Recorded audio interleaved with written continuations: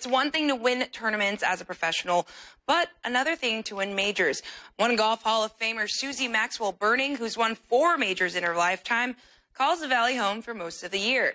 She's getting honored this year at the U.S. Women's Open at Pebble Beach for the reunion of champions, and I got to sit down with the LPGA great, who's now an instructor at the Reserve Club, to talk about her journey, marking 50 years since she last held up the trophy. All week, she probably roll this than she does.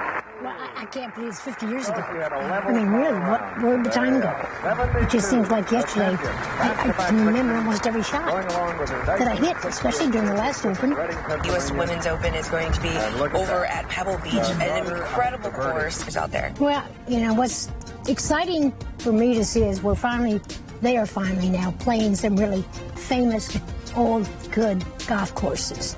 And, you know, when I played, I think Wingfoot was probably the only golf course famous during my whole 30 years on tour. I played Pebble a couple times, and there's a couple holes out there that are pretty long, so it'll be interesting. But the girls hit it so far nowadays. It's not the same game. 4 majors, 3 of them U.S. Opens. I mean, talk to me about what did it take? What kind of grit did you have? What did you think was the key to your game back then, to just being so successful? You know, it's a puzzle, because I learned my golf at a public golf course in Oklahoma City. And, you know, in those days especially, you know, a public golf course, there were very few trees. Then when I got to my first U.S. Open was actually in San Diego.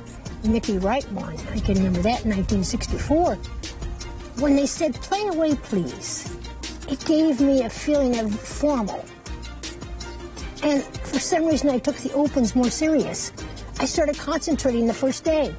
Whereas, take a normal tournament, I don't think I put on my concentration button until the last round. Actually, I think coming from a public facility and then going into such an elegant atmosphere, just, I don't know, turned on a button. You are absolutely pioneering, you know, a path for women now, because when you went to college, there weren't a lot of women's golf teams out there. You actually played on the men's golf team, but to see the game grow from the day that, you know, you were in college and you were working to get on tour, it's incredible. You know, I really think that thanks to the people, the business people in Oklahoma City, they helped me get the scholarship. S. Maxwell. Is that a Sam or a Steve? And Abe said Sam will do. The poor kids. Oh, boy. I played 4th on the team, and the poor kid, "You're Sam?" Yeah. Sorry. And, you know, I think they were just petrified, just the idea of a lady or a girl, you know, playing them. And so I think that upset a lot of them. I won just because of that, which wasn't our intent.